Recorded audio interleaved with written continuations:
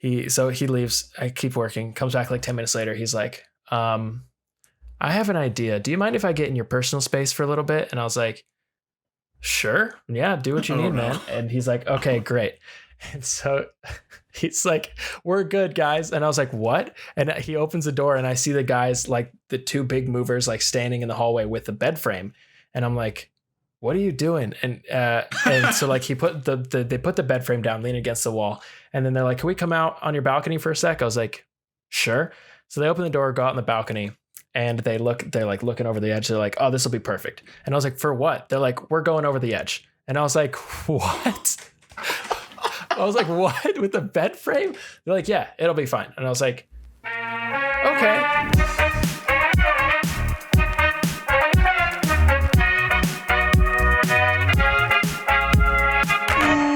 Welcome back to the Lunchtime Serenade podcast, everybody. This is episode number 12, and we did it. We're firmly in the double digits, and oh my God, my audio is peaking so hard. It's okay. It's definitely going to hurt for that first part. But you'll just have to compress it a little bit, or try to sneak a little bit out. Exactly. But hell yeah. How's everyone doing? How you doing, Brian? What's the haps? I'm good. This week has been a little weird in terms of work, just because of everybody needing stuff, and we're finally like sending stuff to Netflix. Mm-hmm. So that's been fun.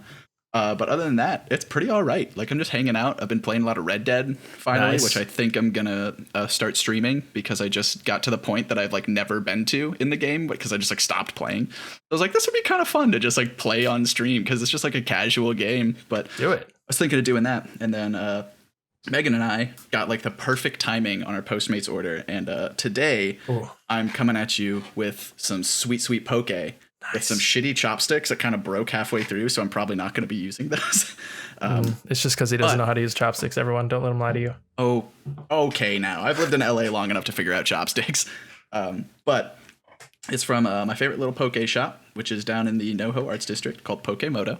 Pokemoto. It fucks so hard. The two dudes who like run the shop are like very chill and very funny, and I love them. Every time I walk in, they sometimes remember me, and it's great. So Megan and I go there every now and then, and we were just like, what sounds good for food? And like we were just listing off like all of the like chains and stuff like that in the area, and like a lot of what we've been trying to do is like get like specifically like local like LA restaurants and stuff like that, because we're like, we don't need to get Chipotle, Right? So it's like, why don't we get something else? Yeah. And so we've just been doing that, and this is one of my favorite shops, and it sounded good, and we had credit from the last time we got Postmates that sucked, and like there was like a $5 off deal. What, did they ruin your two order or bowls. something?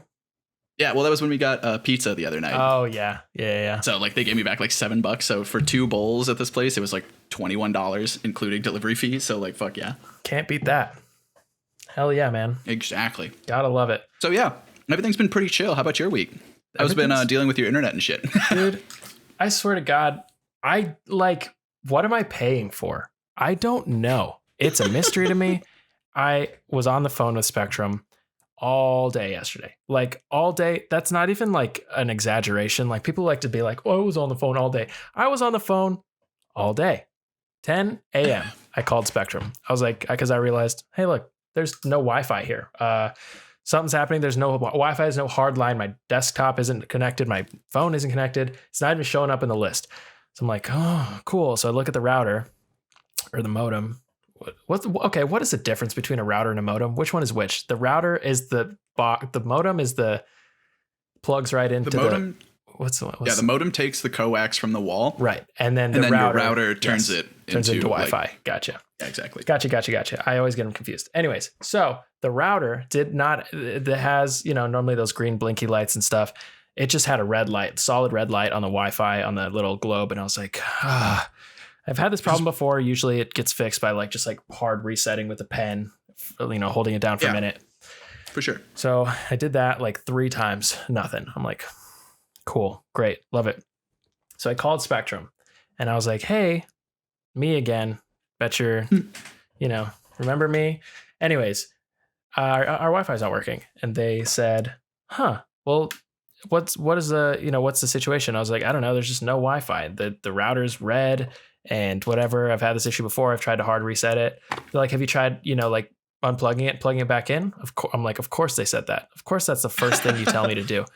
Yes, I've tried. Which unfortunately does fix it most of the time. It does. It does a lot of the time. Yeah. I mean, that's, and that's just tech support 101. But I was like, yes, I tried that. Tried resetting it with like a little button on the side. I did all of that. And they're like, okay, let's just stay on the line. Like, I'll try to do something. So I was like, okay. Like, we're going to put you on a brief hold. Just talking shit about you. Yeah, exactly. She's just like this fucking stupid person again calling. Fucking like, guy. I get it. Their Wi-Fi's broken. We can't do anything. Hi, sir. Sorry, just another minute. Fuck this guy. I swear to God, dude. So anyways, so she's like, I'm gonna put you on a brief hold. Okay. Puts me on a brief hold. 32 minutes later, on the dot. She's like, hi. So it appears that your router is incompatible with our service. And I was like, what is that? What do you mean our route? You gave me this router when like you gave it to me. They're like, well, it just appears that I was like, and it works. It's been working. I mean, like minimally, like, not like working how it should be, but it like connects to the internet usually. And then she's like, it's doing internet things. Yeah, it's doing internet. It has an internet. Beep, boop, upload, download. And she's like, okay, well, I don't know what to tell you. You're going to have to come get a new router. I was like, can you get me one? Can you just like deliver it? She's like, you're going to have to come get one. And I was like, she's like, yeah, our office is located here. I'm like, I don't have like a car. I don't have a car. I don't want to get there. Like, what do you want me to do? And she's like, it's really weird. Yeah. She's like, we'll give you a new router. You just have to come get it. And I was like, okay. I'm like, I'm going to try. I was like, I don't really have the capacity to do that right now. I have things I need to do. Like, she's like, we're open till 6. I was like, okay, cool. Hang up, keep trying to do it. And just straight up, just like, it just doesn't work the whole rest of the day. So I called him again at like, I don't know, 3. And I was like, hey, still not working. And they're like, yeah, we don't know what to tell you. And I was like, okay, but also like, I'm like paying for this service and like, whatever. Sometimes Wi-Fi goes out, but like it's been out all day. And also like my upload speeds are still bad. Like, I'm like, I don't know what the deal is. They're still bad. And she said, yeah, unfortunately it's not in our control. And I was like, what is in your control? But the thing is like, I can't just like be like, all right, fuck you, bye Spectrum, because they're the only in this like 1 or 2 block radius. Like I swear I'm in like a dead zone. Like if I was like 2 blocks over, I could get fiber or something else. But that's I can't. Wild, AT&T, the only thing that they offer in the area that I am right now is like, I don't know, less than 100 up, or less than 100 down. Sorry, and Jesus. It's just like not feasible to just be like, okay, I'm just gonna switch internet providers because like Spectrum is it right here. Like I don't know why. I don't know what it is about this block, but that's the same up here too. Like the Spectrum's the only thing in like this part of NoHo. And you don't have fiber either. Well, capabilities, yeah. Nope, I had to get this stuff. But like, isn't bad. Like I think I get like about 250 down and maybe 20 up, which is pretty damn good. Like by most standards. I mean, you can do pretty much anything on that. Yeah. Like that's the exactly. thing. So it's like it's not like that big a deal. And like your area is like a nicer area than where I'm at. So it's like it's weird to me that you don't have like a better support or just better shit in that area. Right. Anyways. But also like I wouldn't care if it was just working how it should. Like I don't care that I don't have fiber. Obviously it'd be nice, but like if it just worked how it should and gave me the download speed and upload speed that it is advertised to give, I'd be happy as a clam. But absolutely. It's just the fact of the matter is it just doesn't. And it hasn't for 8 weeks at this point. And right. And plus they can still throttle you and shit like that. So like, even if you get it back, like they can still fuck you and make you pay for better shit. I know. And it's just, I don't know. It's just, I'm so fucking done with it. But like, it was just out all day yesterday, which is why we couldn't record. But it literally like it came on like this morning. I rolled over to pee and I checked my phone. It was like 4 a.m. and I had little Wi-Fi bars. So it turned on at some point in the middle of the night. That's fucking weird, dude. That's so wild. Yeah. I don't like maybe they're at a point where they're like, they know that every time like your internet kicks back on, they're just like, all right, fuck him, and just flip it off. Yeah, and they're exactly. Just like, let's see how long it takes him to call us. Like I don't know what it is. I don't, and I would love an answer, but you know how it goes dealing with people. It's so weird, dude. Yeah, I mean, like weird. For us, like setting it up was weird because this building that I live in was built in 2015. Mm-hmm. So when I moved into it in 2018, relatively new, right? Totally fine. Right. as I was looking through the place, I was like, oh, cool. They have like Ethernet ports in all of like the rooms. Sick. That's everything that I need because I just basically need to be hardwired. Because Wi-Fi on desktop kind of sucks when you're trying to do stuff. Trust. So I was like, okay, cool. Well, that'll be fine. I got like Spectrum to come out, set everything up, and they had to set it up like in our living room by our front door because I was like the only way that they could put like coax in like a generally like what am I trying to say here? Like middle area for like everybody. Yeah. And so they finally set it up and everything like that. And I started looking at like the ports on the walls and I was like, these aren't Ethernet. These are phone lines. Oh no. Yeah. And I was like, who the fuck builds a house or builds any building past 1997 that like has phone lines in it? Like, what is it like a newer building? It's not like it's something that would need phone lines? It was built in 2015. It was built in 2015. And what's even weirder is before I moved into the master bedroom, which I was in like the one right next door, it didn't have any of the phone lines. It had 2 coaxial cables in it. And I was like, who the fuck? I'm like, who put this together? This is weird. So odd. That was like the weird thing for that. So how I have this is I have an Ethernet cable, like 150-foot Ethernet cable running out of the back of my computer, around my desk here, underneath this carpet by my front door or by my door. Out the door, like you can actually like kind of see it a little bit, like right there. Yep. Runs out there, along the baseline, around like my kitchen, and everything, and then into the coaxial or into the like router, and it's just fucking weird. So like the last one that I had it going up over doors and like up around corners and stuff, and it's just like gaff taped to the wall. But do you think like the length of that like affects the speed? Like, is that a thing? No, because it's like it's basically going at the speed of light. Like everything that's inside that cable is like really thin glass. Right. So it's like it's going hella fast. Like it doesn't matter. The thing that matters is like what's limiting it. So like the head and like the cable that's going into it and like the router that's coming out of it, like what speeds it can send out. Because the cable can just do anything. So that's just like what they're basing it off. And then fiber optic obviously is just more glass. So like you just get bigger throughput and everything. So, which is sick.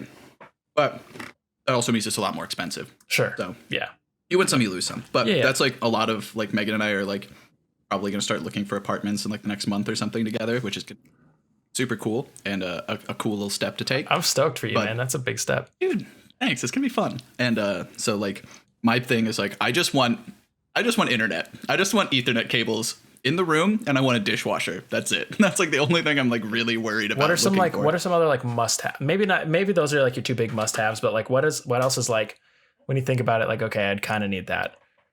Like need wise, like it'd be cool to have 2 parking spaces, like especially just because both of us and it's LA. Right. Like living here in a 3-bed with only 2 spaces kind of sucks. Sure. But in like a perfect world, like it's not that big a deal. Like we live in a neighborhood that but it would be nice to have like covered parking for both of us. Yeah, that'd be great. And like having an in-unit washer and dryer would be sick, but I don't care that much about it. Like as long as I just have the ability to wash my clothes, I don't care that much.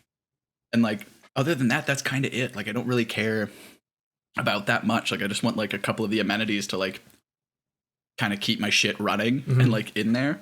I'm sure Megan has like that she wants as well. But like the dishwasher is big just because hand washing dishes, like because like her and I usually make like bigger meals. Wait, do you not? I thought you had a dishwasher now. You don't? We do. Oh, you do? Yeah, we do. But like Megan they doesn't. don't. Yeah.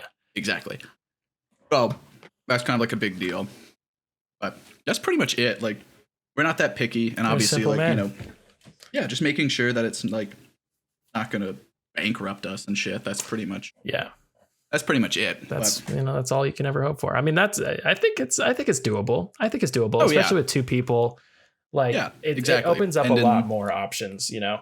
Right. And like I'm at a point where it's like, oh, I'm cool with shelling out a little bit more money for like a better, nicer place. Yeah.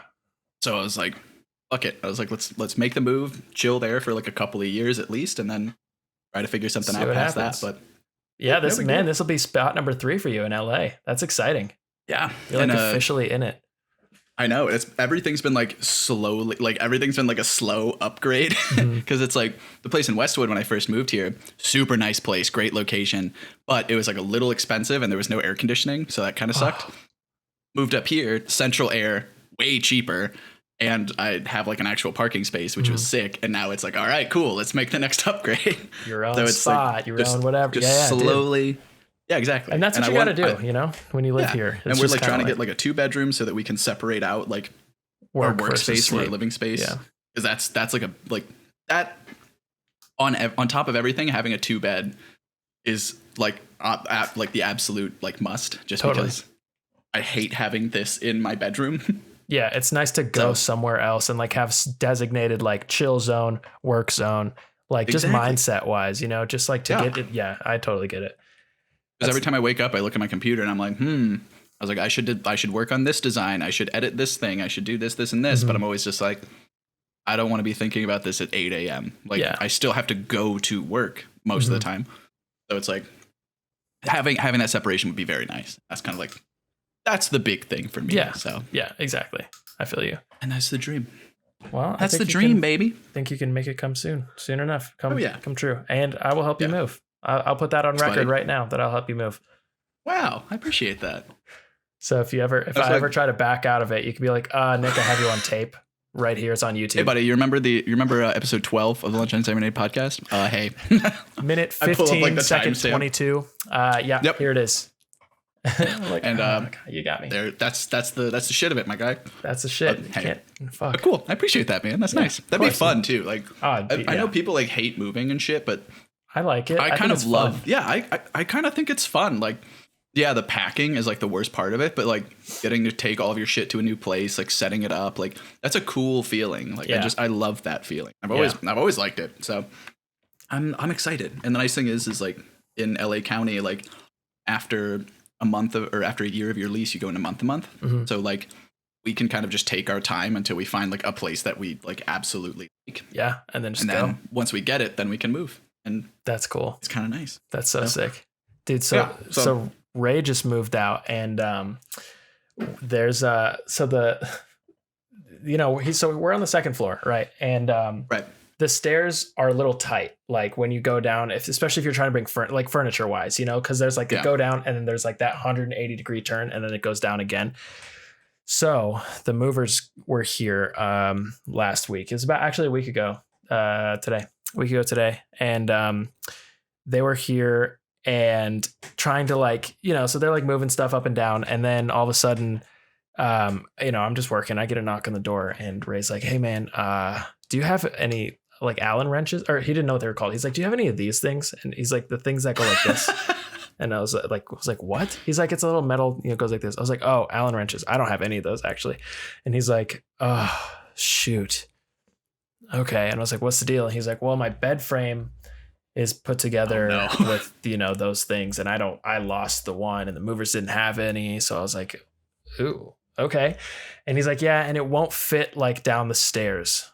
We tried, we scratched the fuck out of the wall. And I was like, so I looked, there's like a huge scratch in the wall. I was like, okay. So God damn it, Ray. So he's like, I was like, okay, so what are you going to do? He's like, I don't know. I'll brainstorm. Well, he comes back and then, he leaves. I keep working, comes back like 10 minutes later. He's like, I have an idea. Do you mind if I get in your personal space for a little bit? And I was like, sure. Yeah. Do what you need, man. And he's like, okay, great. And so he's like, we're good, guys. And I was like, what? And he opens the door and I see the guys, like the two big movers, like standing in the hallway with the bed frame. And I'm like, what are you doing? And so like they put the bed frame down, leaning against the wall. And then they're like, can we come out on your balcony for a sec? I was like, sure. So they open the door, go out on the balcony.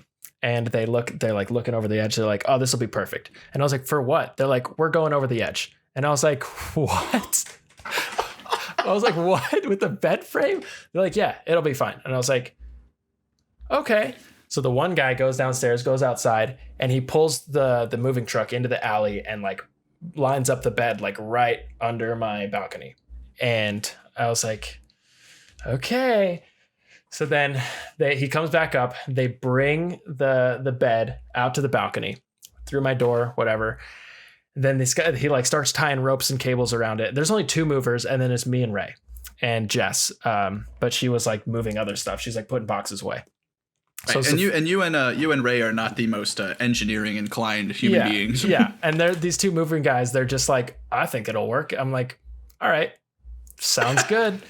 Let's try the faith out, guys. Let's see what happens. Yeah. So they they tie all the ropes around, and then the one guy's like, all right, I need to go downstairs. And I was like, okay. He's like, I need to go down to the truck to grab it. So I was like, okay, shit. So now there's like one mover guy up here, and then like Ray and I'm like, all right. So the one guy stands in the truck and he's like got his arms up. He's like, all right, I'm ready. And so we start pushing it over the edge. And he's like, all right, I'm going to push it over the edge. You hold on to this rope. Ray, you hold on to this rope. And I'm like pulling this rope. I'm like really pulling it. And, you know, we get the frame over the edge, and I'm like, I mean, it's a bed frame. It's big, dude. And like, we're dropping it down an entire story into the bed of a truck. And so I'm just pulling on it, and it's not like it's just a tiny little flimsy rope. So I'm pulling on it, and it like starts to slip because they didn't like tie any knots. They just wrapped it around the bed frame. So it starts to slip, whatever. And I'm like, okay, all right, it's fine. So I start leaning over. I try to grab it, which is a horrible idea because like there's a bunch of weight like pulling down. And so I'm like, all right, Ray, you hold these two, you hold both of them. So Ray's back there with both of the ropes. And I'm like over the edge trying to like guide it down with this other guy. And so we managed to get it down. It touches this first guy's hands. And then he's like, all right, someone else come down here right now. So I'm like, oh shit. So the big guy, the mover who's like holding it, he's like, you got to go. And I'm like, okay. So I run downstairs and the guy's in the truck. He's like supporting the entire weight, and Ray's back there holding the ropes, and the other guy's up on top, like barely holding on. And he's like, you got to help me guide it down. So I guide it down and it makes it into the back of the truck. But dude, oh my God, I was so stressed out for something that literally wasn't even mine. I was so stressed out. I was like, dude, I don't care. Then I thought back. I was like, dude, if they dropped that, it wouldn't have mattered. It's not mine, and they would have been liable for it. But I was also so too like, stressed. Is it just like an IKEA bed too? Yeah, it's just an IKEA bed, dude. It's literally it's not even exciting. There's no headboard. It's literally just like, or they took the headboard off. It's just like a box frame and then like legs, which they also took off. That's insane. That's hilarious. Oh my God. It was, yeah, like now I'm like very thankful because like when I first moved out here, my dad's always been like a big proponent of like having a tool case, like having just a set of tools that you can do everything with. And he's like, you know, he's worked in like the industrial like industry for his entire life. So he gave me these two little like handles of Allen wrenches. So like you just open it up and it's like every single size of an Allen wrench, just like in a little compact like rectangle. Hell yeah. And I've been so thankful for that because fucking everything uses an Allen wrench for some goddamn reason. Yeah. So I'm just like, okay, well, I'll just snap this bad boy in and just rip it out, I guess. And that's just been half of the struggle is just being like, fuck, which one is this? So I just like open it, stick one in, try to do it. Next one. Stick the next one in. Dude, that's wild though. That's so funny. I envisioned it as either like them how they always bring in like old pianos and like old cartoons with like the pulley thing. Yeah. Or they were just gonna push it over the side and just break it, and then they'll just be like, "Yeah, just duct tape it together." That's the plan. I didn't know what they were gonna do, but yeah, they came out here with just some like random ropes that they found in the back of their truck. And they're like, "All right, let's go." And it was just my God. It was like a 10-minute process, and it was stressful, man. I was stressed out for no reason. It was just a bed frame, you know? Dude, OSHA should be all over their ass. Holy shit. That was so unsafe. It was so like not up to any kind of standard or code, but it was fun. Jesus. It was fun.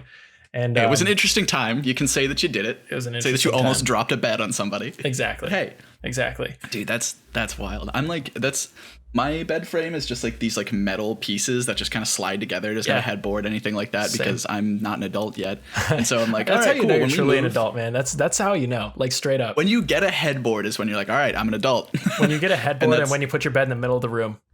Yep. So like things. mine's like a little off the wall, so it's like kind of in the middle of the room. So I'm like, you're like sort of the way there. Yeah. I know exactly. So hope is when like Megan and I actually start like buying furniture and shit. Like I'm like, all right, let's buy a bed frame for like the first thing. Then we'll look at everything else. Headboard. I just want it symmetrical. Yeah, exactly. And that's like kind of the idea. But we'll see what happens when we get there. Maybe we'll just roll with this thing for a while. Maybe we'll take her bed frame that we got for free that doesn't fit her mattress. I guess we'll see. I mean, you'll have to make some kind of decision soon because you're gonna be. You mean an old boy next week. Yeah, dude. A week from Friday. Oh God, that's next week. A week from Friday. Jesus, I'm gonna turn a quarter century old in quarantine, baby. Let's go. Wow, dude. The good thing that I don't basically spend time at bars or drinking anymore, so it's fine. Exactly. Damn, dude, it's gonna be interesting. I think Megan's gonna be making me like a cake and dinner and stuff because she's adorable. Cute. And like that's and then she had an idea for like a Christmas present for me and then just like never finished it, so it became like the birthday present. There you go. And so it's like, oh, that's so cute. Get an extra 5 months. That's so cute. I'm so excited. So it'll be interesting. I'm stoked for it. It's on a Friday, so I'll still have to work, but I just get to hang out after that. Exactly. Make it a birthday weekend. That's so exciting. Yeah, dude. It'll be super nice. I'm excited for it. Fuck, that's already next week. Dude, I know. I didn't even think it was that soon. We got our quarantine order theoretically extended, I think. I saw somewhere that LA counties, extending it for 3 more months. It's not official, but like they're basically like, there's no way it's not going to be 3 more months. Some like health board director was like, this, we have to extend it. So, because it's supposed to end on Friday in 2 days. So, right. But it's not. Yeah. But it makes sense. I mean, like, it's not like all of a sudden the virus disappeared or we got a vaccine. It's just like, this is the date that they set and now it's like upon us, but there's no, they need to extend it if anything is going to happen. We've already lost like 20,000 more people than the Vietnam War. So I think we might want to hold this a little longer. Yeah. It's just like my thought.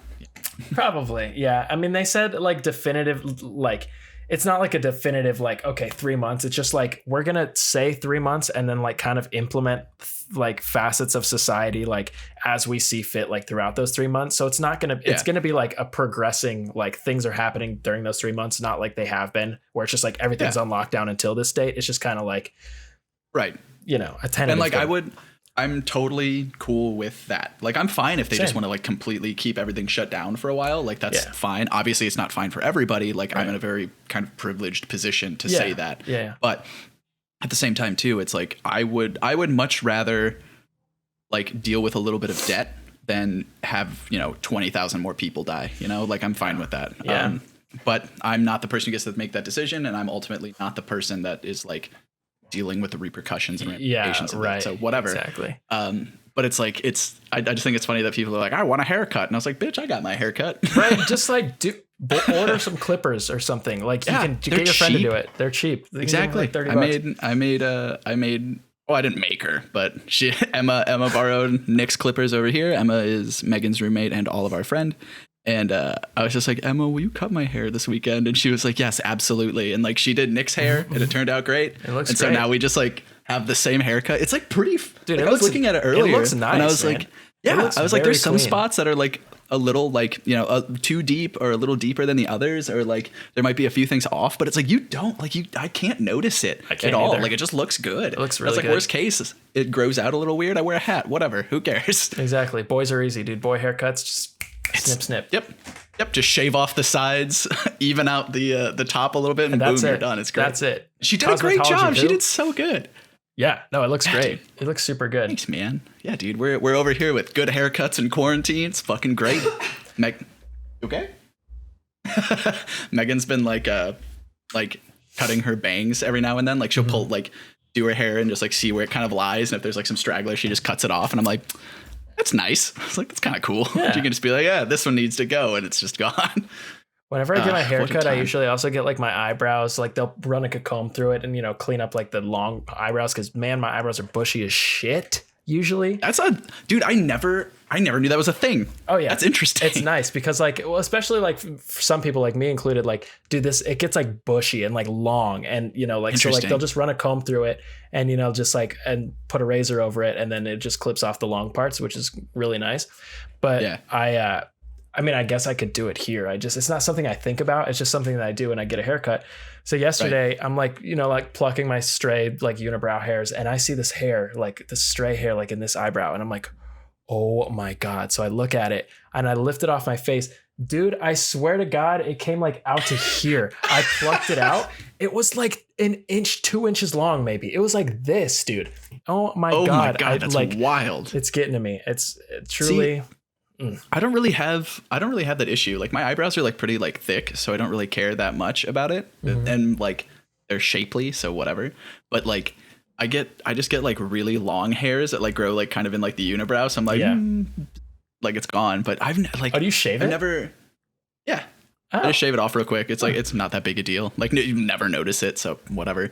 And then, yeah, I've never had like eyebrow hairs actually get long or anything. And like, I usually just like do that and I'm done. So that's interesting that you can just get them shaved and shit like that. Mine are bushy. They're, I think apparently a lot of dudes have bushy, like very overly bushy eyebrows, and I am one of them. So see, I would rather have overly bushy eyebrows than really thin eyebrows. Oh, so. for sure. Yeah. They give body to the face. Yeah, exactly. They give body to the face. Dude. All right. So do you know who Lil Boozy is? First of all, have you heard of that name? No, SoundCloud rapper? No, like big rapper. Like, oh shit! Nope. Like no idea. Big, like one of the OG, like ran the game in the early 2000s, like big rapper. Oh, okay. So he's like an older one too. Yeah. No idea. Guy. So, some shit went down with him. This week, I think it happened this week, a couple days ago. Anyways, so Lil Boozy is this, he's this rapper. He's been in the game for a long time. Like he was, like in like the maybe 90s. I don't really know, but definitely like early 2000s. He had a lot of hits, and now he owns like a record label and, signs Casual. rappers and up and comers and stuff like that. I don't think he's like really rapping anymore, but he has a record label. And, so anyways, over the weekend or this week or something like that, he went on Instagram Live and oh my God, dude, fuck this guy. Like straight up. Oh no. Holy fuck. shit. Like, so real quick, before you go into this, was this like the type of dude who like people looked up to and was like kind of like a good name in the industry, or has he always kind of been like a dirtbag or something like that? I don't know too much about like his reputation. I just know he was like a heavy hitter. Like he had like the hits, and people like, I think looked up to him as far as like professionally, and like, that was like being on Boozy's label is like a big thing for an up and comer. So cool. In that capacity, yes, he was like looked up to and kind of, in the eyes of the public in the industry. So, but not anymore after what happened. Oh my God, dude, it's horrible. So he's on Instagram Live, and a bunch of people took like screen recordings of it. It's been popping up on Twitter, which is where I saw it.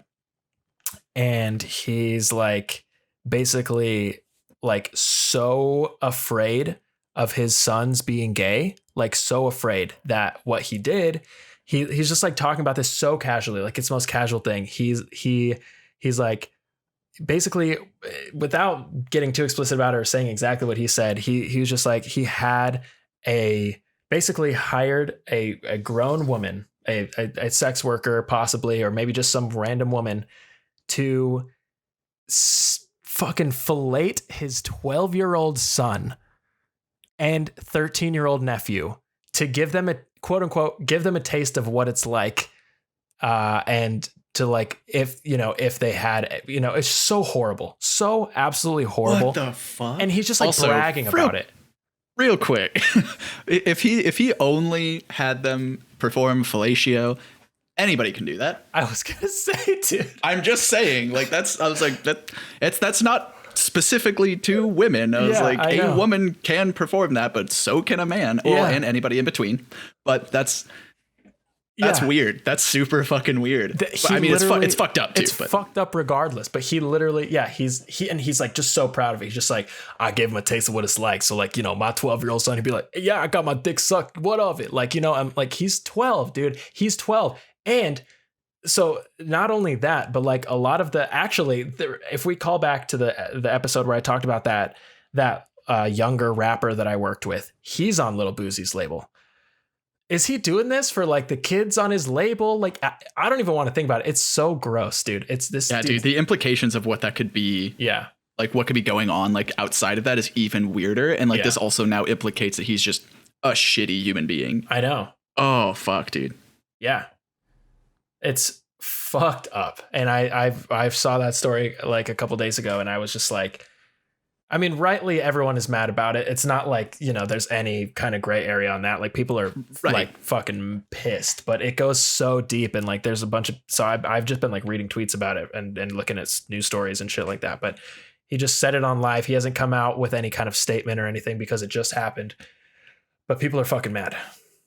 Yeah. Oh, absolutely. Yeah. That's like the shit you see in like a movie when like the dad, like this is like a movie scenario. Like I'm pretty sure this, I can't. It's some like American Pie type shit, you know? It's Yeah, like, here, exactly. here, son, like, let me give you a taste of what it's like ordering hookers for like your son. It's like a 80s comedy type move, you know? Like Yeah, that, like absolutely. borderline, like that's kind of fucked up, but like it was the 80s, so you got away with it. Right. That's And now what it's that just is. like, oh, cool. That's just statutory rape. Yeah, exactly. Like, that's just, yeah. That's what that is. that's so fucked, dude. What the hell? Yeah. What the hell? Like the more I think about it, like the weirder it gets. That's so fucking weird. Like there's, What, like, what is his motivation? I mean, I know what his motivation was, but obviously it's so twisted, but like in general, why would you think that's a good idea? Even if you hold those views where it's like, oh, I don't want my son, blah, blah, blah. Even if that's something that you truly believe, what would why is your next logical step to like, I'm gonna have someone suck my son's dick?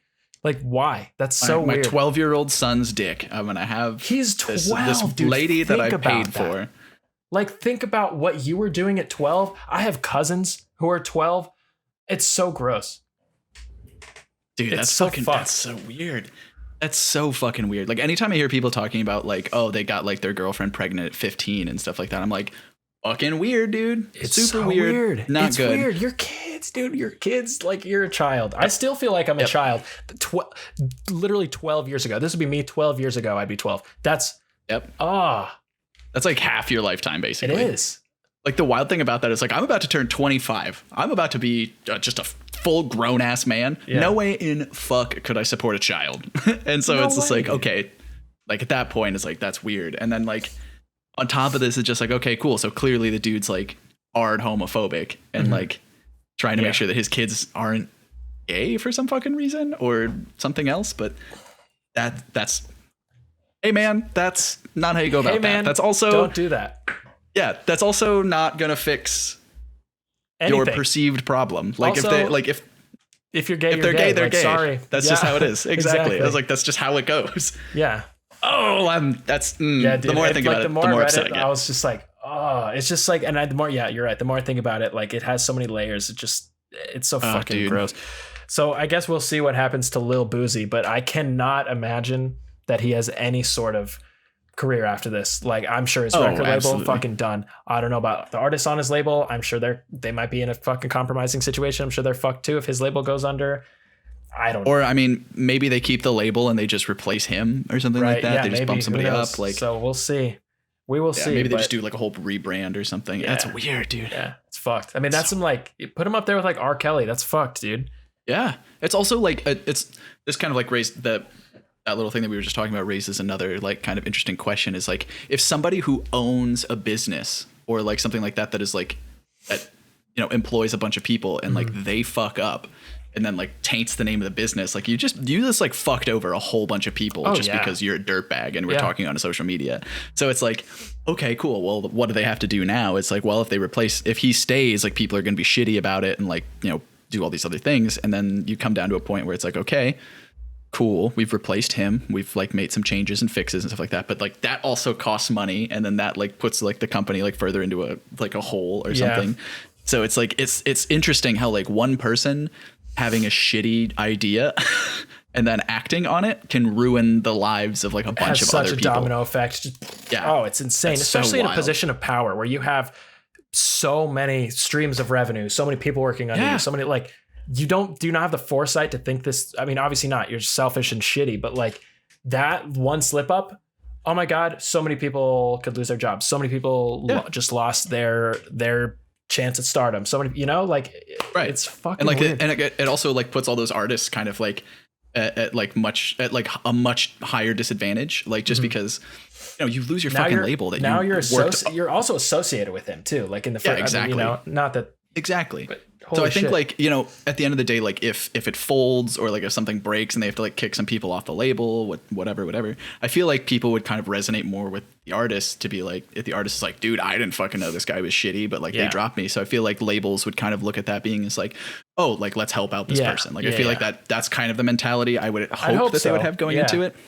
Yeah, but it's just so weird because like you work for years and years and years to get a record label or like a record deal at all, and like once you get that, like you feel like you've made it, you know, like you've done the thing that not a lot of other people get to do. Right. So it's like, okay, cool. Like you've hit that point, and now just the dude who happens to run your label happens to be a shithead and fucks up that whole thing. So like, how far back does that set you? You know, like that's insane. Like all these people working on their art for years and years and years. Well, I mean, that happened with, I don't know if you were aware of this or like just because it happened in the electronic scene, basically like a year ago, 2 years ago, with this guy named Datsik.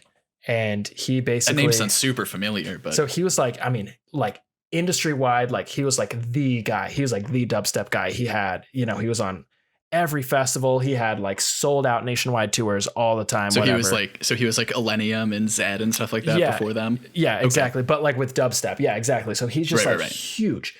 And he had this huge labels called Firepower Records. And it was, you know, like that was like the label to turn to for like heavy electronic music. Like everyone was like looking at it. Everyone wanted to release on it. That was like the pinnacle of like someone's career. That's like a defining moment.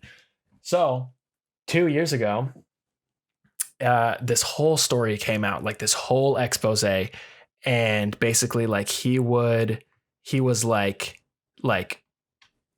like sexually assaulting people, but like going like not like going way beyond that. And like, so he had this like secret code that he'd send his tour managers out into the crowd and like try to pick out the quote unquote, like the best looking girls there or whatever, the ones that were most willing to come back into the green room or on his tour bus. And if they were down, they'd give them a sticker, like a piece of paper, they'd tape it to them and they'd write the word Tulsa on it, which backwards is a slut. Yeah. So they put that on him. And then that's how the security guards knew to let those girls backstage or whatever. If you had a Tulsa sticker, you'd go backstage. And it just like, so there's this whole story, like multiple women came forth and they're like, yeah, oh my God, this happened to a friend, this happened. And then like at one point, literally like this girl was like, yeah, like he basically like, he had sex with me. I don't remember it. I don't remember consenting to it. I just remember waking up on the hood of a car in the middle of a field. Like they just like fucking left her there too. Mm-hmm. Yeah. Like I think the bus was like parked there or something like that, but they like had to leave. And so she's just like, I just remember being unconscious and then like, you know, are waking up, regaining consciousness, like in the middle of a parking lot. Sorry, not a field, just waking up in the middle of a parking lot, like on my car, just like no one around. They just fucking dumped her, dude. Yeah. What the fuck? Mm-hmm. But my yeah. So God. Like, and he'd probably been doing this shit for years. Oh, he'd been doing it for so long. All of these testimonials were like, oh my God, this happened this year. Oh my God, this happened this year. This happened in this state. This happened in this state. This happened in this country. Like straight up, it had been happening for so long. And finally enough people came forth, enough people were brave enough to share their stories. And like they all as a community, like shone this like light on this guy. And then straight up, like, immediately his label dropped him, like everything like this guy's career stopped dead in the water 2 years ago, has not started since, will not ever start. No one is ever going to fucking book this guy ever again. But his label also dead. Like it was the label. That's wild. And now, so like who else was on that label at that time? It was like, I mean, it was like big dubstep guys. I mean, they're like Orgor, Spaghetti. I don't know if you know any of them, but they're like big dubstep dudes. Yeah. And they're just like, I mean, some of them went on to like, you know, because they had enough clout to their name and they were releasing stuff and they went on to their own thing, moved to different labels. Right. But like some guys who were like, who are like, oh my God, like this is like my first big release. You know, it set them back. That's fucking shit.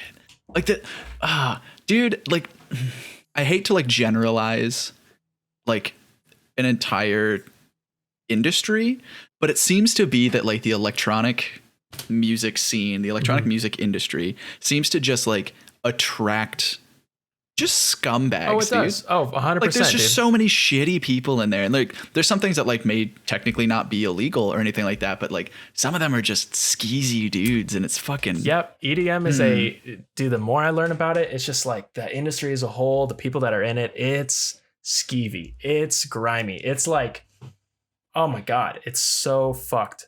There's already a stigma enough attached to it, just the music in general, just like people are like, oh my God, just like robot noises. But like, so like there's already enough of a stigma attached to it. But then you go deeper and just like the business behind it, it's equally as like Right. Holy shit. Exactly. Like you've got like a bunch of dudes who are like, oh, cool. I made a meh track and got super famous off it. Now I have this sweet lifestyle. I can do whatever I want. And then they just already had like a shit persona or like personality behind it. And then it gets elevated. And it's just, and that's the thing. It's just like, bugs me, man. There is so much money in the electronic music scene. There's so much money in it. It's insane. So these people who like make a track in their basement or like maybe have like, you know, because like it's the stereotype of like, oh, it's like a bunch of nerdy dudes like behind the computers. It's so true. It's 100% true. And for most of the people, so like, you know, they maybe haven't had like, I don't know, they're all of a sudden experiencing like this, all the money and all the girls and all the fame and all the whatever. And like, they haven't had time to adjust or like develop some kind of like, you know, because some of these people like got famous like 18, like right away, your early 20s. Like, so they're like, you know, still figuring out who they are. And like, now they have to figure out who they are and grow like as a human and as an adult while they're in the limelight and while they're making $10,000-$15,000 a show and like, you know, surrounded by alcohol or whatever they could possibly want being catered to them. Right. Like that's gonna fucking distort how your developmental years, your like key developmental years. Yeah. It's absolutely. It's insane. Yeah, dude, the whole thing's wild. And like going to like festivals and stuff like that, like you kind of realize that like, oh yeah, there's plenty of normal fucking people, both like playing shows, running labels, stuff like that. Totally fine. But it gets so just like inundated with like these douchey dudes who are like drugging girls and other people like at the festivals, people who are like taking advantage of other people. Like, and these are just like the fans too. Yeah. Oh, I know. So it's weird how it's like this weird collective melting pot of just like shittiness.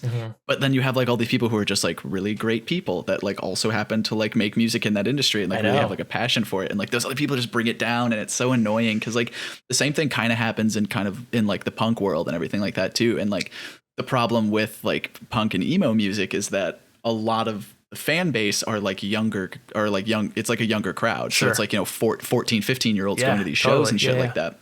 Yeah, and the same thing was happening with a bunch of them. Like the biggest one that comes to mind is this dude named Front Porch Step, who he used to like make a bunch of kind of like acoustic emo music, and dude just like apparently at his shows were just like singling out like young girls and stuff like that, and was like like forcing them to like send him nudes and shit. Oh, and these are like 14-year-old girls, dude. Like it's different. Like don't get me wrong, everything is shitty. All of it's shitty. But it's like, it's one thing if the person is like of a legal age, still absolutely shitty, does not discount that. But it's like, it's an extra layer that it's so much grosser when it's exactly. Like, yeah. It's like, that's a child, dude. And like, that just, you know, it brings the whole thing down. And like, the nice thing is I don't know very much about the label side of it. Like I'm not in the music scene that much at all. I just have like friends who are associated with it that I'm just like, hey, so what's up with this?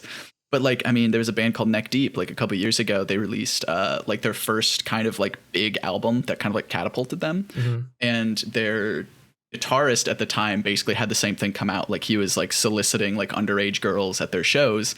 So they kicked him out, replaced him. And like that's just like happened to so many people that it's like they don't really see like how that's going to affect something down the road. They're just like, oh, hot girl, don't care. Beyond that. And it's just like, I'm famous enough to where I have the influence over them. And it's like, dude, that's so shitty. Yeah. Oh my God. Yeah, it's fucked. And yeah, like you were saying, like it happens like when you kind of like hit like a certain level of stardom and stuff like that. Like you have pull and stuff like that. And you're at like an age to where you can start making decisions, but it's like, cool, you haven't had the ability to learn kind of the right from wrong and like what you should and shouldn't do. Yeah. Unfortunately, it's a lot of people in the music industry. Yeah. Oh yeah, it is. It really is. Oh, dude, it's fucked. Oh God, dude. It's fucked. Yeah, I know. It's a dark, dark, dark rabbit hole. That hurts. That hurts. And like you always hear like horror stories and shit like that, like in the movie industry and like music industry in general. But it's like, you don't, until someone like shows a light on it, you're just like, oh, it's fine. And then you're like, oh, it's not fine. Right. Oh, it's not okay. I know. Yeah. Oh, I hate that. Fuck, dude. And like, it involves like a lot of other artists and stuff like that. And like a completely weird segue, but the people who live above me are like dancers. And from what I can tell, pretty good at it. It so sounds like they're good at it. Dude, exactly. Like it's funny too, because like we'll just sit in the living room and just hear them like stomping and shit, and we're just like, what the fuck is going on? And finally one day we learned that they were like, oh, they're dancers, and I was like, okay, who the fuck put them on the second floor? But okay. Oh, And no. so like before we started this, they were just like in our parking lot. Like they were double parked. There was like 6 of them just in our parking lot. Like we opened the blinds to let some light in. And it was just like, oh, cool. Here's 6 people probably Just like crumping in the parking lot. well, the thing, like they weren't dancing together. Like everybody was like doing a different thing, and I was just like, this is like those weird videos where It's you like find those of like dudes under the underpass, but they're like doing those goth raves, and they're just like it's doing like that it's the shit. fucking like hard style kids Yeah, out yeah, there yeah. just like dancing with like gas masks on, but it's like a bunch of people who like are like legitimate like backup dancers and that's stuff like that. I'm like, what's crazy. happening? And so I was just like turned around like looking at them, but they finally left. I just wanted to so bring it up funny. because I was just like every time I like turned over, there was just like some other weird dance move happening, and I was like, okay, that's fine. That is so fucking funny, dude. That's hilarious. So weird. It's also weird too, like just how many fucking people are associated with the entertainment industry, just like in yeah. general. Like you In just any run into someone, capacity, they're yeah, just like, for oh sure. yeah, they're like, I set up lights for live events, and you're like, that's a thing. Like people make an entire living off There's of that. so That's many things that wild. you like don't even think about. That's like people are literally like base their entire careers. Like they Yeah. like make that's like their livelihood, and it's things that you don't even think of. Yeah, it's nuts. Yeah, it's so strange. Like I met a like a VJ at school once, and he's like I do all the visual effects and stuff like that for Coachella. He's like, I just sit in a That's booth, so sick. made all these things, and I just trigger them when I want to. And I was like, what the fuck, dude? I was like, there's just so much. There's so much stuff. And then you also run the risk of getting too big and fucking yourself over, Yeah, as we have currently learned, dude. and it can happen. It can. It's not just like it. I feel like it's more like people are like more susceptible to it than they'd like to think. Like they're always just like, oh, if I got in that position, I wouldn't let that happen. And it's just like, But it's More hard, often it's than hard not, you from an probably outside will. perspective to be like, or it's easy Exactly. it's easy to say that from an outside perspective, but then like once you're, if you ever get into a position like that, it's a lot harder for sure. yeah. And I mean, that's how you had like a lot of people, even with like the Weinstein shit, like the dude could make or break your career. Like if you didn't suck his dick, like he Yeah. could ruin your whole I life. know. And It's that's the fucked fucking up. weirdest thing. It's so fucking weird, dude. People suck. People suck. Dude, I just got an email from my leasing office that hold Oh on. no. Uh, This is gonna be great. like just now, straight up just now. They just listen to the podcast and just talk shit about you. They're just like, this motherfucker talking like- shit about us. Like, They're like, Unit 1, everyone go destroy him. Go egg Unit 1. So anyway, dear tenants, during a recent inspection of the building, it was noticed that certain tenants are storing personal belongings in the parking garage. There appears to be a Nordic track behind the dumpster. A Nordic track, bro. what? An entire just- workout machine. Who just has that? Let Why alone is is it just in the- throwing it away. Why is it in the basement though? I don't think there's. I think they like, unless they're throwing it away, like they seem to think that they're storing it here. This is the last notice you'll receive about this. In the future, items will be disposed of without notice. Your immediate attention in correcting these issues is truly appreciated. Dude, that's what the fuck? Like that's like some dude just like gets like his workout high from being next to garbage the whole time. Like the smell of trash just like gets him going. That's his pre-workout. Oh god! Just smelling garbage. Just squeeze a couple banana peels into his mouth and let's go. No. that was the worst thing I can imagine. Isn't that like a ski machine? Isn't that where there's like Yeah. those two things and you're just like, Yeah. Yep. That's That's so exactly what it funny. is. That's That's so funny. fucking weird. I'm gonna have That's to go down to the hilarious. basement up after this and check it out. That's hilarious. Why is it Dude, there? like- Why have I not seen it? I still like remember when they were about to put this new unit in our building because like we just woke up one day and there wasn't like a text message or anything like that. Like there was just like a piece of paper taped to our doors and we were like, the fuck is this? And we pull it down and we're like looking at it and they're just like, construction will be starting like next week, like next weekend or something on like the building. Like please have like your cars moved. And we're like, okay, cool. Well, they probably just like updating something or adding something and like they start cutting the fucking concrete out here, which was oh my god, so annoying. It was Oh like my 2.5 God. weeks of just a fucking diamond saw just cutting through concrete, and I was like, can you guys fucking just like 20 minutes, please? And And eventually, like, we're just like, these are like support columns that they're putting in. What the fuck is this? And so like eventually he texts us and he's like, hey, we have to like shut off gas or something so that we can put in new lines for the new unit. And we're like, they're putting in a whole new apartment on this building.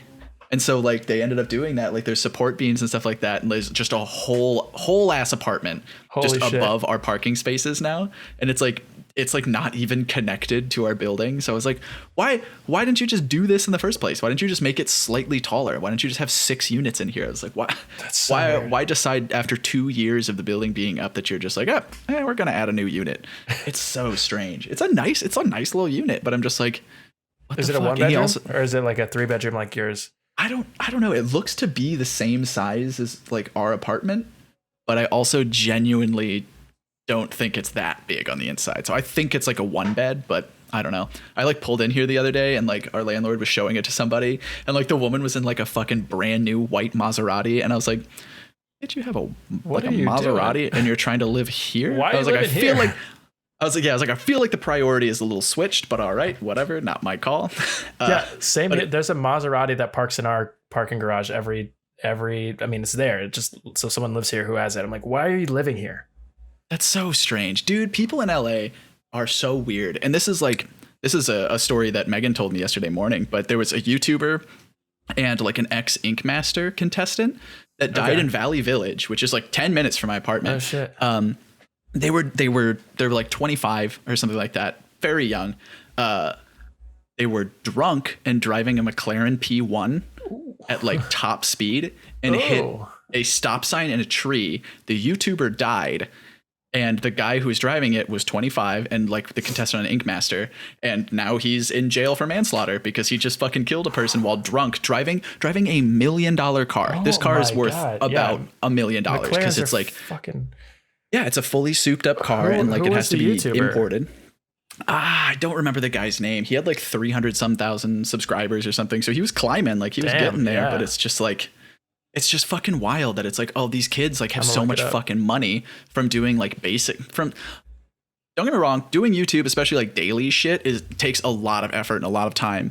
But it's like compared to most other things, it's like you're not really doing a whole lot. Like a lot of like your videos and stuff don't really have that much substance. Like it's just a 10-minute nothingness. So it's like these kids have so much fucking money and just pump that into like buying a nice car or buying all this shit because it's all clout chasing. Like all YouTube is. Oh my god, it's Daniel Silva was the guy who's driving? Yes, that's what it was. I know who that guy is, dude. Fuck. Yeah.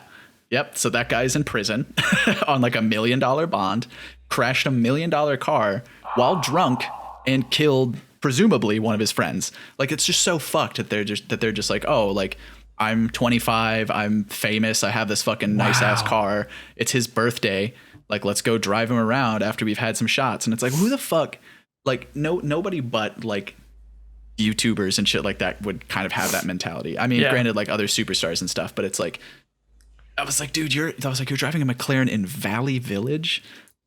I was like, what the fuck are you doing? What are you doing? I was like, like there's so many like other implications in like that. Like when Megan was reading it to me, she was like, just listen to the amount of privilege in this sentence. And it was like Ink Master star and YouTuber get into a car crash in their McLaren in Valley Village. And I was like just that alone, I was like, Jesus Christ. But it's like, it's so sad because it's like these kids, like they get their taste and then they just fuck it up because they're like, oh, you know, I can do this. I know. And like, look at all this disposable income and look at all this. Like, I have no way of tarnishing my reputation. Everyone loves me. I just put out a 2-minute apology video with my crying face as a thumbnail and bada bing, I'm back in the public eye. It's insane. Yeah. It's so shitty. And they can just get away with it because like their fans are just like, oh, we love you and stuff like that. And I'm like, nah, dude. I was like, I know this guy wasn't the YouTuber. Like the YouTuber fortunately died, but it's just like this dude just killed somebody because he's an idiot and had just like a shit ton of money and like a whole bunch of privilege. And it's just frustrating to like watch that shit happen. Cause like there's so many like YouTubers and other like artists and stuff that I follow that I'm like they inspire me a lot, that it's like, man, if one of them died by something like this, I would probably be devastated for a while. Cause it'd be like shit, but it's just frustrating. Cause it's like, guys, like there's so many better things that you can be doing than buying a fucking McLaren P1 at 25. Are you fucking kidding invest me? That shit, bro, and take that same exact amount of money and invest it. Oh my God, you will be set for life. Dude, if I got to the point where I could afford a McLaren P1, fucking I'll buy a goddamn Ford Fusion. But like basically I'd buy the same car that I have now. Exactly. Live in a decent apartment and just throw all that money into like some retirement fund, because I'm just like the bubble's gonna burst at some point. I don't give a shit what anybody says. It totally will. The internet bubble will burst. It's gonna happen. And when that happens, some of these people who are just blowing through their money are going to die. Everything's going to go away for them. And so it's like, dude, if you were smart enough at the beginning of like that career, put that shit away, dude, holy fuck, you would be so fine when that happens. Great. And plus, like, set. Yeah, let alone like you just retire at like fucking 40, live off that money that just exponentially grew, and you're good, and you like reinvest it and stuff. Like, I don't know, I just think that's something people overlook, and then that fucks you up. Yeah, no one thinks about it. Holy shit, what a dark. Dude, this was a dark episode. Dark episode, but dude, a lot of shit happened. All right, I'll end it on a lighter note. Maybe not a lighter note, just like a kind of ridiculous note. Have you heard of the Apple wheels? Is it like Apple made a bike? That's something? What I thought it was too. I was like, oh damn, they're making a car or some shit like that. No. Okay, let me just. Oh God. Apple as a company.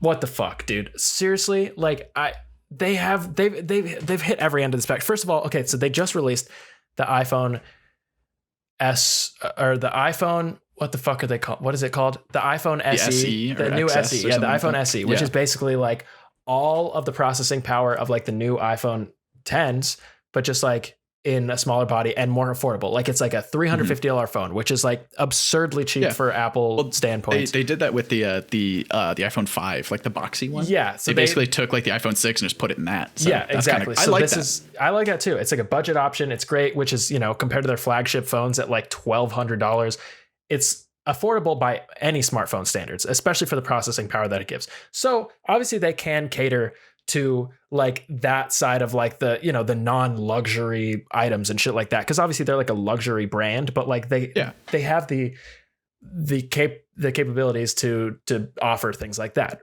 obviously. But on the other end, then they're offering like, like the new Mac display that's like $6,000, like that $6,000 display and with the $1,000 stand. It's a fucking metal stand that's $1,000. So obviously they hit both ends of the spectrum.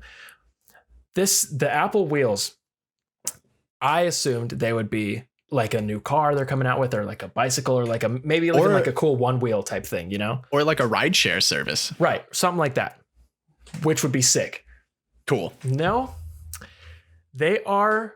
First of all, they're $700. I looked when I started looking at the price point. I was like, okay, maybe it's not a car, but it's a product. It costs $700, and I'm like, oh, well, okay. So then now I'm thinking of some kind of personal transportation type thing. No. They are casters for the actual Mac body, for like the computer. They are literally itself. wheels. They're literally wheels. They're this big. There's 4 of them. First of all, why do you need to put wheels on your goddamn desktop where you move? They don't have locks. They're not like regular wheels, like with like casters, like that have locks or anything. They're like titanium wheels with no locks, and they like spin really quickly because they're on good bearings, because they're $700. But that is absurd. Designed to only go on the bottom of the tower of your Mac. And that is the only purpose they serve. They don't do anything special. They fit in your tower for $700.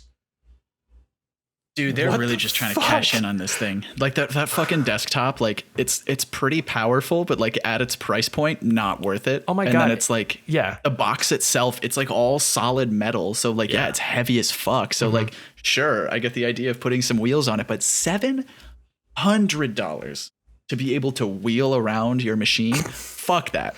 What the fuck? It's insulting, dude. Oh my God. Yeah, it's powerful. It's a powerful machine.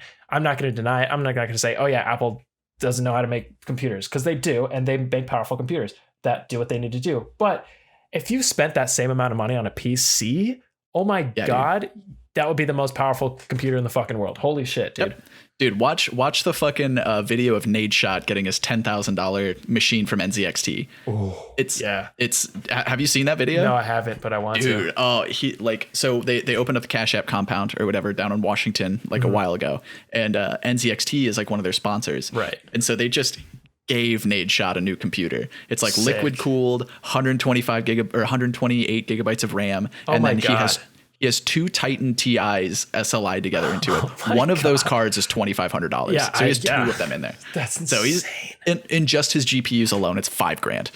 And that's not counting the liquid cooling, the CPU, everything like that. And he's got like the newest i9 like 9900X in it, which is like an $1,800 CPU. Yeah. And I was like, Jesus fucking Christ. And that's it's like, nuts. Dude, think about that. I was like, what are you gonna spend $700, like fucking launch a spaceship into Mars? Like, what are you gonna do? I was like, yeah, and he's just like playing Call of Duty on it, and I'm like, okay. I was like, dude, do your thing. I was like, they just gave it to you. Fuck it, it's yours. You do what you want with it. But it's like, dude, he just uses it for Microsoft Word and PowerPoint. Yep, and I'm gonna use this point too. This fucking wheels. I'm gonna stand on my soapbox and call Griffin out. If you're listening or watching this, Griffin, I mean this totally from my heart. I don't hate you. So he's been doing like a lot of live stream content for his YouTube channel recently, and they've been going like really well. Like it's put together well, looks nice. But he's like starting to notice like when he gets into like the hour and a half, 2 hour point of his streams, like things start bogging down. He starts getting frame drops and everything. And I was just like, okay, well, are you doing this all from your laptop? Which he has like a MacBook, like a 2014 MacBook Pro, like the same edition I do. But he was like, yeah. And I was like, dude, I was like, you're running like your like Sony A7 into a capture card, into a converter, into your machine, and then trying to stream two different people's video files that are coming at the same time, encoding that and kicking it out on a MacBook. And so he was just like, yeah, he's like, I think I should just either get a trash can or an iMac. I was like, dog, don't take the like $7,500 you would spend on either of those, put 1,500 of it into a PC, you'll have double the power. I was like, you just run it into that machine and you're fine. He was like, yeah, but I want a Mac. And I was like, Griffin, stop. I was like, just build one. I swear to God, you might not like the operating system as much. Totally fine. Get that. Totally get it if like people just like the Mac operating system. Build a Hackintosh. Dude, that's not that hard. If otherwise, hey, just use it for specific things that you need to do. Use it as a rendering machine. And I was just like, hey, this is the build that Nick made. And it was like, you know, your like $1,400, $1,500 machine. And he was like, oh, this is actually really nice. And I was like, yeah, dude. Yeah. Surprise, dude. Dude, I keep trying to like get people to like build PCs because like one, it's like a very like affirming thing to do. Like you buy all this shit, you pop it all together. God, it feels push good. a button, feels good. Bam, it's on. It's such a good feeling like when you get a machine to work like that, and like you get that feeling on top of all of the extra power and like being able to do anything that you want on it. Like hell yeah, you saved a shit ton of money too. Like it's great. It's such a good feeling. I'm like, guys, just do it, please. And then I have people to play with. But that's like fucking wheels, dude. $700 for $700. You could buy a laptop that's pretty fucking powerful. You could buy a PC, honestly. If you really want to budget, you could buy a $700 computer. Why are you gonna? Oh, absolutely. Oh my God, dude. Oh, absolutely. So it's stupid. so fucking stupid. Anyways, Apple is not the worst, but not the best. Not the worst, but not the best. I think that's what we've learned today. The music industry is filled with scumbags, and Apple kind of sucks. And Apple is kind of the worst, but it's also kind of not. You know? Yeah, everything has their redeeming qualities. Everybody has their silver linings. That's just how it is. So You're right. I think if that's anything that the Lunchtime Serenade podcast can bring to people, it's that. Everything has not the best, but not the worst. Exactly. We cater to the not the best, not the worst crowd. We are the extraordinarily average podcast, baby. Let's go. Rebrand, dude. We're just rebrand. That's our new tagline. I'm gonna put that on the fucking website and everything. I love that. It's gonna be extraordinarily average. That's great. Right. Incredible. Well, hey everybody, this has been episode 12 of the Lunchtime Serenade podcast. Thanks for hanging out with us. Thanks for sitting there. Thanks for enduring all of these fucking weird times we're in, for all of our internet issues and stuff like that. It's been fun. It's been nice trying to work out these kinks, and thanks for coming along for the ride. Thanks for kicking it. We'll see you next week. Also, last week's episode will be up this week. This week's episode will be up next week. you'll hear it when you hear it. And we we'll appreciate figure you. it out. And we love you guys. And we'll see you next week. Sometime. So at some point. Goodbye, everybody.